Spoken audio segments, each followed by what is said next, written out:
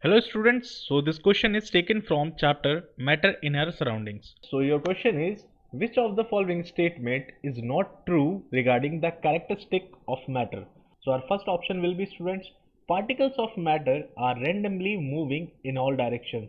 And our second option will be students, the kinetic energy of the particles decreases with a rise in temperature. Third option is students, the matter is made up of small tiny particles. And our last option will be students, particles of matter diffuse into each other on their own.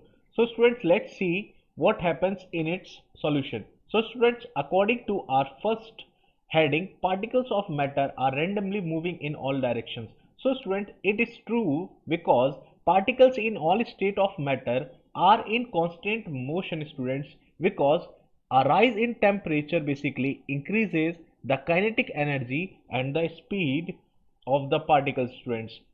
It does not weaken the force between them. That's why students, our first option will be true. Our second option will be students false, because as we have just studied, a rise in temperature will increase the kinetic energy of the particles, and here it is showing a decrease in kinetic energy. Then our third option, students, will be also true, as students, matter is basically made up of small tiny particles that takes up space and has volume and mass. And if we talk about our last option, so students, this will also be true because students, are particles of matter intermix on their own with each other. They do so, students, by getting into the space between the particles, and this intermixing of particles of two different types of matters on their own will be called, students, your diffusion.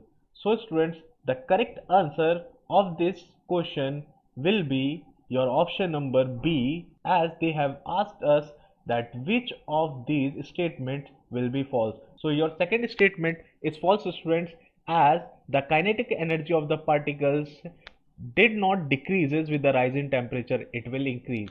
Okay students, so I hope students this explanation is clear to you. So see you all in our next video. Till then, take care, have a nice day.